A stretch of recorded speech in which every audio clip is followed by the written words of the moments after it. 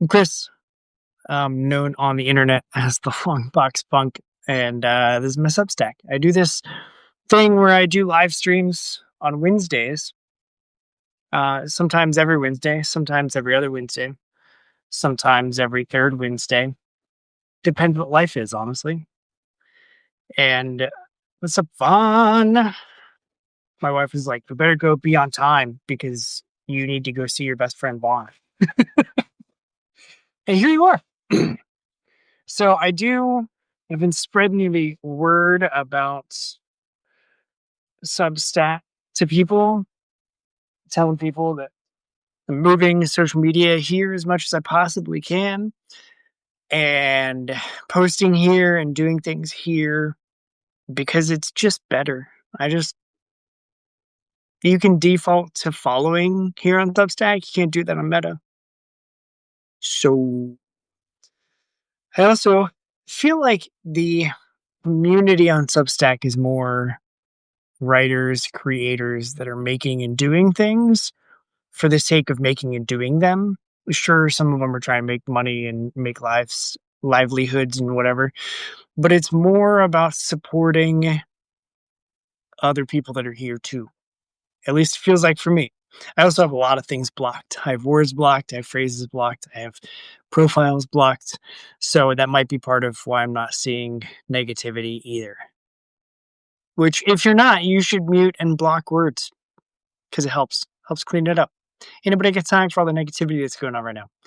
So when I do these, I treat these like video newsletters here on Substack Live. If you're watching this on YouTube after the fact, you could have watched this live in the moment. If you just find me at Longbox Punk here on Substack, you can get notified next time I go live, and then you can join in and watch live and partake with comments and all the things.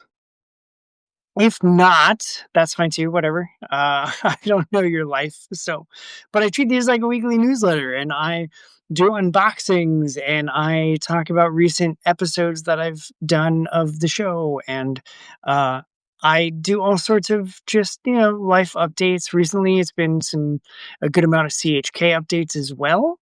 And so updates on like the horror anthology that we're putting together and accepting submissions now through the end of the year. Still open. We've got, last time I looked, we had 6 or so writers. We had 8 or 9 artists, and then about the same number of cover artists as well that had submitted. So if you are holding off on submitting, or if you're working on your pitch, that's awesome. Remember, we're looking for new creators. I have been getting asked the question, what does new creator mean?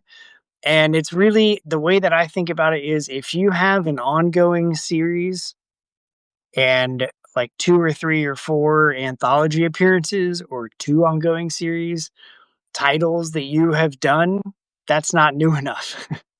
We're looking for people that need the chance given to them on a brand new creator, or like they've maybe had their stories in 1 or 2 anthologies, or maybe they've only launched a issue of their comic. That's the new that we're hunting down. So if that's you and you want to do some sort of horror comic, 4 to 8 pages, have I got an anthology submission pitch for you? We're putting it together. It's out there. I've posted it here on Substack. I've posted it on all my socials. It's also pinned on my Blue Sky and I think on my Threads as well, at Longbox Punk, on all of those places. Yeah, but it should be easy to find. I'll repost it here. It's been a while since about a week actually since I posted it here on Substack, so I'll post it again here. And then you'll have to just also find at Punk Rock Chris with a K. Keep up with him. He's my collaborator. He is the K of CHK Comics. I am the CH. And because I take December off. So perfect time to launch anthology submissions when we are going into a time where we're going to be half the team is on social media and the other half is not. But it is part of my annual just schedule of needing time away from social media and being connected and The holidays are stressful. I don't know why everybody thinks that these are the best time of the year. It's stress all the time. Work is stress. End of year deadlines are stress. Scheduling, family get-togethers, getting the right thing for the right people, not getting things for the right people, having the right reaction, coming up with a list of stuff. I'm an adult. I got adult money. I can buy the stuff that I want. I don't have a list to give you. I don't know. Uh, buy my tattoo. Buy my next tattoo. You know what I'm saying? That's where I'm at. So, deposit a whole bunch of money so that I can hire more artists to work with to make comics come to life. You want to do that? That's on my Christmas list, I guess. Anyway, I take December off. So I announced on Monday there was a travel snafu with my would be guest, Nandor Fox Schaefer. So he was unable to join me on Monday. And instead of trying to hop on and giving an update at that point, I figured I'm going to talk and hype up doing an end of year, just state of the union, state of the punk address, if you will. So on Sunday night, probably 7 p.m. Eastern is what I'm thinking. I'm going to do my first ever annual State of Punk address, and it's going to be an end of year wrap up. I'm going to recap a lot of the things that happened this year for me with the show, with making comics, and with just like wins related to comics as well. And I'm excited for it. So it's definitely not a state of the bunion. That's ew. um, yeah, so I'm gonna do that, and it'd be neat if I had a good amount of people to interact with because I'm gonna do it from YouTube. I think I can stream it directly here again. I tried that on Sunday when I had Marvin Wynn of Comicsburg on the show, and we talked about his creation process, and we really got into the weeds of how he gets into the zone when he's writing and creating comics like The Edge, which is getting ready to launch his third volume early 2026. He doesn't have a specific date yet, but it is coming in the first quarter of 2026. So you can pre-save that. I had that linked in the episode description, but I tried to simulcast or simul stream, dual stream to YouTube and to Substack at the same time, but I didn't like how it looked here on Substack because instead of stacking us, right, to take up the real estate of the screen, which would make sense. It squished us together, and then you just had the background, like my purple background with the icons, top and bottom. So it basically did one of these guys and squished it in, and then we were squished. And so at some point we weren't in frame and out of frame. It was weird. So I'm still going to keep playing with it. I'm going to try to it'll be easier on Sunday because it's just going to be me. So I'm going to make it just solo layouts and it'll center me up and I'll make sure that I stay in view at all times. You're welcome. So you can watch that here on Substack or on YouTube. Your choice, just trying to be everywhere. That's a lie. I'm not trying to be everywhere. I'm just trying to be here and on YouTube. So that's going to happen Sunday, probably 7 o'clock. I'm going to start posting the link. I'll probably create that studio tonight so that I can share out the link of like, hey, save this, click the bell to get notified when I go live so you can be involved. I don't know if I see comments from Substack through StreamYard though. I don't know. I think all the ones that I saw were from YouTube. So, I don't know. You'll have to tune into Substack and let me know by commenting. And then if it doesn't work, just go to YouTube and tell me because if I don't see him, then I'm not going to see that you're telling me that it's not working. You know what I'm saying? So that's coming. State of Punk on this Sunday, last day of November. So perfect timing right before I take my, whatever you want to call it, my break. I'm my unplug sesh, my month of unplug. Yeah. So that'll happen Sunday, 7 o'clock p.m. Eastern Standard Time. Same bat. It's not. It's new. Okay, I'm just gonna unbox some things. Talked about Marvin being on the show on Sunday. You can watch and listen to that wherever you partake of Longbox Punk podcast episodes. I think you can listen via podcast right here in Substack too. So you can check that out. Boom. I got 2 books, one yesterday, one today. I have gotten a lot of notifications. A lot of creators have been sending out books and Kickstarter rewards for the end of the year. And I'm excited because I'm not even going to look at the cover. We're going to look at it for the first time together. ID10T Error, issue number 3. This is from, illustrated by Ottavio Colino, written by Matt McGrath, colored Kay Woolheiser and Corey Ranson, lettered by Frank. That's Frank. Matt McGrath sent this to me. He was on the show talking about this with me earlier this year. So I'm excited. I love that it's the oversized, like magazine size. So excited to have this in hand. I love the Made in Canada sticker that he's got on there. ID10T Error. I'm going to be getting into that. I'll probably reread the first 2, which I have digitally. So that I'm super fresh. And then I'll get into Idiot Error because ID10T, it looks like idiot, right? And then the second box that I got is from my friends down at Skillet Fire Studios.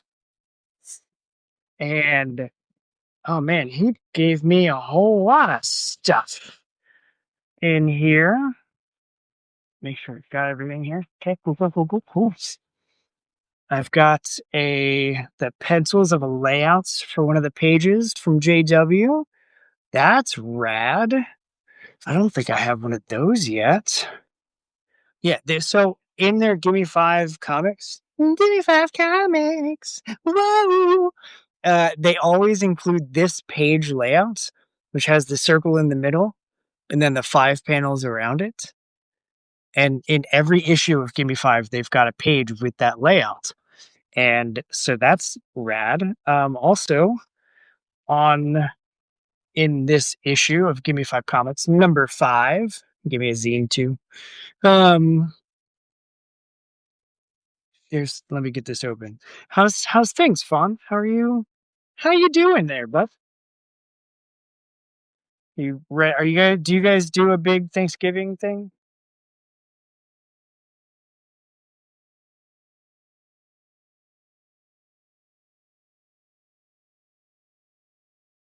Stew? There. I want to pull this open because there's something quite exciting. Okay, so also though, there's a little zine called The Giver. Nice little one. This is fun. And we'll skip forward to here. The zine. Find more at skilletfire.com. For more, you can also see me on the website as a featured chef. Do big lunch at the wife's aunt and uncle's. We're doing a big lunch at the wife's aunt and uncle's. Then you go, we're not going to my mom's to play games all night, but that sounds fun. We usually hang out. We make a whole day out of going over to her aunt and uncle's house. And we usually play cards and all sorts of shenanigans and tomfoolery. Mm-hmm. So, Gimme 5 Comics, issue 5, which I haven't forgotten that I'm going to find a public domain character. I've got the list, thanks to Luis. I've got the list of public domain characters. I've started going through it. There's just so many. But I'm going to make a pitch and then pitch it to Skillet Fire in hopes of potentially being a part of one of these Gimme 5 comic anthologies in the future. But, so it's they do 5 stories, 5 pages each, in each issue of Gimme 5 Comics. Because it's literally Gimme 5 comics. See, they're but they're all public domain, and some of them are original characters that they've created, but others are adapted from the public domain. But if you have issue 5 of Gimme 5 Comics, which you should, and if you don't, I'll give you another reason. Because look at that handsome drawing there. JW did that for me when they came on my show to promote it. How freaking cool is that? And there, right there, is my art published in their comic book. How sick is that? That was my take on Red Rube, who is seen here. One of their characters. Man, they even plugged the interview. Check out our interview with Crystal, punk rock enthusiast who geeks out on indie comics at Longbox Punk on socials. Love you, Chris, and your no BS vibe and your support for small presses. You're one of the real ones. Give me a hug in my feels. And JW and Scott are the real ones here for doing that. Thank you for including me in your comic and for the shout out and for the rad punk art. It started a whole thing. I haven't figured out how to best put highlighted stories here on Substack yet, but when I do, I've got a whole highlight on my Instagram of people that have done artwork for me, of me, about me, on brand, and I shared all of them in a convenient story highlight on Instagram. So if you want to see other people's takes on me, on stuff that I'm doing, that is where you can find it. They also sent me Gimme 5 Comics issue 4, Who is the Bad Cat? And then also Gimme 5 Comics issue number 3. So 3, 4, and 5 are here. I have read all of these. I'm such a sucker for like these anthology style comics, and I think it's so fascinating that they take public domain people, bring them forward, modernize them, and then intermingle them with other characters that they have created. But yeah, so massive thank you to Skillet Fire Studios for 3, 4, and 5 of Gimme 5 Comics. I also reviewed, I don't remember which issue I reviewed. I reviewed one of these back when I was doing reviews, because those are going away permanently. But you can find that in my previous reviews over on my YouTube channel. There's a whole playlist of all 60 of the ones that I did. I think it's 60. And yeah, so it's over there. So you can go find that and watch those and learn about some new comics that are out there and happening. And I just think this is really cool. JW, this is sick. That's my first. That is the first original art page of a comic book that I own that's not from my own comic book. How cool is that? I gotta get that's a goal for 2026, is to pitch to them a story idea. Also though, now you can see the size difference between the issue of ID Fenty Error as well as a standard comic, which only means we get to see the artwork bigger and flex harder on the arts and colors and all of the things, which I'm excited about. For Thanksgiving here in the States, we have tomorrow off, and it's really going to be awesome because I also have Friday off. I didn't expect to. And then a couple weeks ago, the boss was like, oh, hey, by the way, we go chop down our Christmas tree on Black Friday. So we're closed on Black Friday, so you don't have to work. And I was like, really? Okay. I've been the designated Black Friday worker when I was working for the bank, because my whole department were all moms and women, and they liked going shopping and spending the day with their kids and going out with their friends and doing all the typical Black Friday stuff. and I just never have.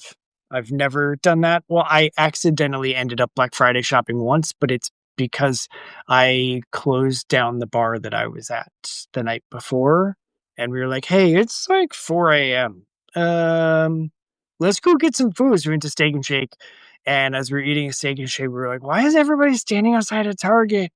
And then someone remembered, "Oh, it's Black Friday." So then we went and stood in line, and my sister bought some stickers for scrapbooking and shampoo on Black Friday. It was awesome. We made our cashier laugh, and so that was a win. I used to work Black Friday, when I worked at Kmart. I was like a front end manager for Kmart, and we would get there, myself, the HR person who is KT, who's Art on Twine, who's been on my stream. Um, she was the best woman at the at my wedding, um, and uh, I completely lost everything that I was just saying. Oh, we worked together at Kmart, and the manager, who was also our friend, and then like the assistant manager, there were like 4 or 5 of us that worked every year at Kmart at on Black Friday because we just had fun with it, and we all wore like ugly Christmas sweaters because the things that I like about Christmas. Number one, ugly Christmas sweaters. Number two, A Muppet Christmas Carol. Number three, John Denver and the Muppets Christmas album. Number four, the Jim Carrey Grinch movie. Number five, Christmas beers. Yep, ornaments. Number six, ornaments. I have always liked ornaments because Christmas was a big deal for my nana, and that's part of why ever since she passed, it just kind of sucks. But like we would wear ugly Christmas sweaters, and I would make ridiculous. I was the official store announcer person, and I would make ridiculous announcements like every 15 minutes of the next blue light special or whatever. Um, and we just had a whole lot of fun. We would be out at like 4 in the morning working the crowd that we had and talking to everybody in line and handing out like hot coffee or hot chocolate to people. And we just had fun with it. And like everybody wants to buy everything all the time. And all of the people that are shopping are stressed out. And why not have some fun with it? Like, why do I need to be stressed out too? It's gonna be a day. We're gonna sell a bunch of stuff. People are gonna be angry, and hopefully, I can be not angry. And so it was fun to work it. I enjoyed working Black Friday. Ooh, I just dropped the chair. um, Not enough Muppets on the list, my dude. Muppet Christmas Carol and John Denver and the Muppets Christmas album. What other Christmas Muppet things are there? Because those are the 2 that I grew up with. So those are the 2 that I tried to find. So I'm not buying like every vinyl ever, but there are certain vinyl records that I want to have in my collection. John Denver and the Muppets is one of those vinyl records that I want to have. However, it appears that everybody else and their mom wants to have that in their collection too, because the ones that I did find that were available were like $130, which is just crazy. And I don't have that kind of money. So, okay, Muppet Letters to Santa is poo poo. Well, see, there you go. Then I'm not missing anything. Muppet Family Christmas. See, I haven't had, I don't know what that is. Maybe I'll try and find that. I assume because it's the Muppets, it'll be on Disney Plus. They're there now, right? Or are they on Max? I don't know. I'll look it up. Muppet Family Christmas. Muppet Family Christmas. I don't have a pen. Muppet Family Christmas. Oh, oh, oh. Oh, shit. That's not. Okay. So I thought this lightsaber opened up into a pen because it looks like it has ink in the middle. It totally does. How do I? Oh, oh, oh, okay. Uh, and then I'll use this paper from last week, Muppets, and now it's not working.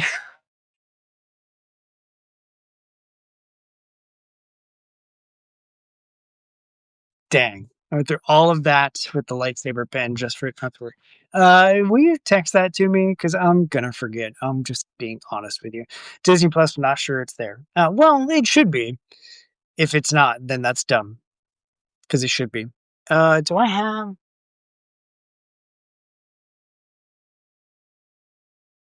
Oh, also, I don't watch it every year, but the best Christmas pageant ever. This is from '86. Good year. About the Herdmans is based on a book of like some really troubled kids who really get into the school Christmas pageant, and everybody thinks that they're just going to wreck and destroy everything, and they don't, and it ends up being really good.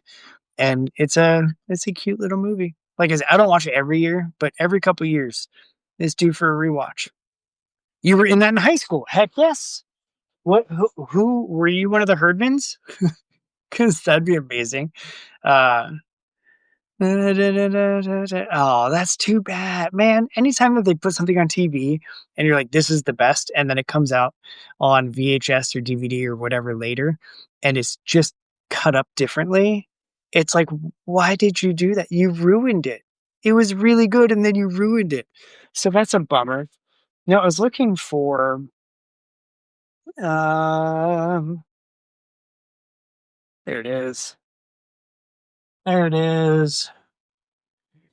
I just gotta have this out and ready, you know? I'm a big, Gonzo and Rizzo fan, so they sell it for me.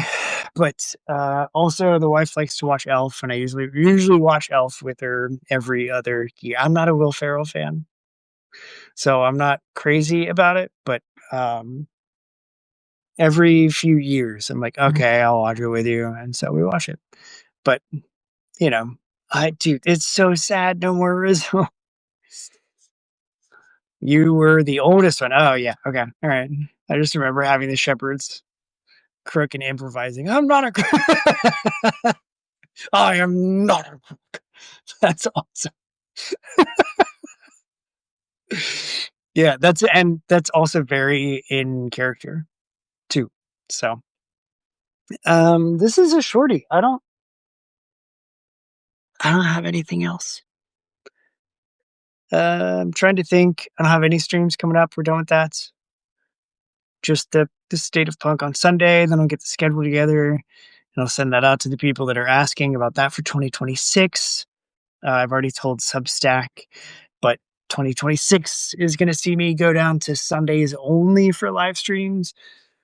For the, it's a larger time frame or a window of time, so it's going to be easier on Sundays to get creators that are in other countries and in other time zones on, as opposed to saying, here's 3 hours on a Monday evening, make it work. Because that time could really suck for some people. So trying to still think of other people and not just me, but also doing it because I'm thinking of just me and things that I want to create. So like getting a pitch together for Skillet Fire. So that's going to be it for this one. So nice and short and simple and sweet. See what happens when Vaughn's the only person that hangs out with me. He's the only one that talks to me. If more people were here, this would be going longer because there'd be more people sounding off and having comments and stuff. So have a great rest of your work shift, Vaughn. And for everybody else, go do what's good for you. Read some indie comics because I'm out of here. See you Sunday at 7 p.m.